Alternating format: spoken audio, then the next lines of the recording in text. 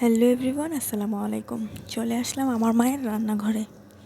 তো আসলে আজকে আমার মা রান্না করবে হচ্ছে কাচ্চি। তোমরা দেখতে পাচ্ছ আম্মু কি সুন্দর একটি প্লেটে, এটা আমি বাণিজ্য মেলা থেকে এই প্লেটটি এনেছিলাম, সেই প্লেটে রেখেছে। আসলে এভাবে কাচ্চি রান্না করলে যে এত মজা হয় তোমাদেরকে বলে বোঝাতে পারবো না। আসলে তোমরা প্যাকেটের যে একটা মশলা আছে সেটাতে যেই ঘ্রাণ পাবে, আর হচ্ছে বাটা মশলায় হচ্ছে আরেক ঘ্রাণ। তো তোমরা জানো কষ্ট করলে তার ফল মিষ্টি হয়। তো আসলেই দেখলাম কষ্টের ফলটা খুবই মিষ্টি হয়েছে আম্মুর। তো এখানে আম্মু একটি বাটিতে তেজপাতা, দারচিনি, এলাচ, শাহি জিরা, তারপরে হচ্ছে জিরা, তারপরে হচ্ছে পোস্তদানা, কালো গোলমরিচ, বাদাম, তারপরে হচ্ছে এলাচ, এসব মশলাগুলোকে আম্মু পাটায় বাটবে। আজকে এই মশলাগুলো দিয়ে রান্না হবে। তো এখানে আম্মু পোস্তদানা আর হচ্ছে কাঠবাদামগুলো আলাদা করে বাটিতে বেটে একটি বাটিতে রেখে দিয়েছিল, আর বাকি যে মশলাগুলো ছিল সেগুলো সবগুলো একটি বাটিতে আলাদা করে বেটে রেখেছিল। তো আসলে বাটা মশলায় যে এত ঘ্রাণ, যা তোমাদেরকে বলে বোঝাতে পারবো না। তবে একটু কষ্ট বাড়তে, যেহেতু এলাচগুলো দারচিনিগুলো বাড়তে একটু কষ্ট হয়, একটু কষ্ট হবে, বাট খেতে ভালো। তো যাই হোক, এখানে মা আবার দেখলাম যে এখানে কিছু খাসির গোস্ত, তো এখানে হাফ কেজি পরিমাণ খাসির গোস্ত ভালো করে ধুয়ে পরিষ্কার করে নিয়েছে। যেহেতু এগুলোতে একটু ছোট ছোট পশম থাকতে পারে, তাই ভালো করে ধুয়ে পরিষ্কার করে নিয়েছে। তো এরপরে আম্মু একটি বাটিতে বাসমতি চাল নিয়ে সেগুলোকে ভিজিয়ে রেখেছে আধা ঘন্টা। তো আধা ঘন্টা ভিজালে দেখবে তোমরা যে চালটা অনেকটা নরম হয়ে গিয়েছে আর হচ্ছে লম্বা হয়ে গিয়েছে।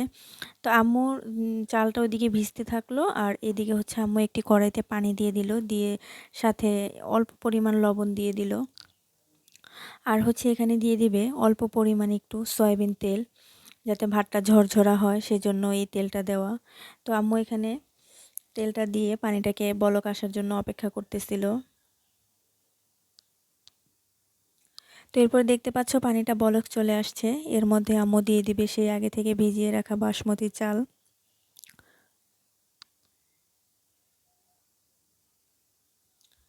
তো সবগুলো চাল আম্মু দিয়ে দিল। এখানেও আধা কেজি চাল আছে তোমার। তো এটাকে আম্মু একটু নাড়াচাড়া দিয়ে দিল যাতে দলা না পেকে যায়, সেজন্য। তো আম্মু এটাকে বলক দিয়ে হাফ সেদ্ধ করে নেবে, মানে পুরোপুরি ভাতটাকে সেদ্ধ করবে না, হাফ সেদ্ধ করে নেবে। দেখতে পাচ্ছ তোমরা আম্মু নাড়া দিয়ে দেখাচ্ছে তোমাদেরকে কি সুন্দর করে ভাতগুলো ফুটতেছে, আর এতটা লম্বা লম্বা হয়েছে, আমি তো দেখে অবাক যে কতটা সুন্দর লম্বা লম্বা হয়েছে ভাতগুলো। তো যাই হোক, হাফ সেদ্ধ হয়ে গেছে। আম্মু এগুলো একটি চালনে ঝেড়ে মানে পানিটা পুরো ঝরাই নিছে। তো এইদিকে যেই তেলের মধ্যে হচ্ছে আমার পেঁয়াজ বেরেস্তা করেছিল আম্মু, সেই পেঁয়াজ বেরেস্তার তেলের মধ্যে হচ্ছে গোস্তগুলোকে দিয়ে দিল। দিয়ে হচ্ছে এখানে হাফ চা চামচ হলুদের গুঁড়ো, 1 চা চামচ মরিচের গুঁড়ো, আদা রসুন বাটা আর সেই বেটে রাখা মশলাগুলোকে দিয়ে মা ভালো করে হচ্ছে এটাকে মাখানো হয়েছে। অবশ্যই চেষ্টা করবে বেরেস্তার তেল দিয়ে ভাজার জন্য। আর এখানে একটি বাটিতে আম্মু কিছুটা দুধ নিয়ে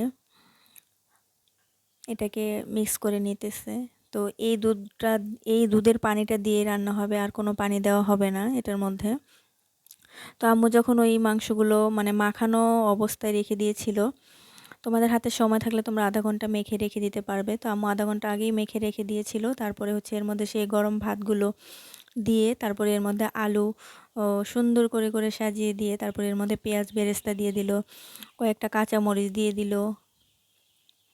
তো এরপরে হচ্ছে আম্মু দিয়ে দিবে কিছুটা আলু বোখরা, আর দিয়ে দিবে কিছুটা কিচমিচ। তো দেখতেই পাচ্ছ কতটা সুন্দর করে আমার আম্মু মানে সাজাচ্ছে, আমার কাছে তো খুবই ভালো লাগতেছে। তো যাই হোক, কতটা সুন্দর করে সাজানোর পরে এর উপরে দিয়ে দিল আবার সেই রাইসগুলো, বাসমতি রাইসগুলো আবার দিয়ে দিল, দিয়ে সুন্দর করে চারপাশটাকে ভালো করে ঢেকে দিল।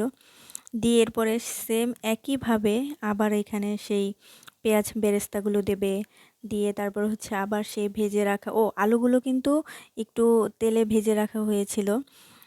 আসলে কিছুটা হচ্ছে তোমার হলুদ দিয়ে শুধু তেলে ভাজা হয়েছে, একটু লবণ দিয়ে ভেজে রেখেছিল। তারপরে একইভাবে সুন্দর করে সাজিয়ে তারপরে হচ্ছে দেখতে পাচ্ছ তোমরা কিশমিশও আবার দিয়ে দিল, আবার সুন্দর করে সাজিয়ে কিছুটা ভাত উপরে দিয়ে এর মধ্যে হচ্ছে দিয়ে দিবে সেই দুধটা, যে দুধটা মিশিয়ে রেখেছিল। তারপরে একটি কড়াইতে মানে তাওয়া নিচে বসিয়ে দেবে, যেটার মধ্যে আর কি পুরো এই রান্নাটাই হবে দমে।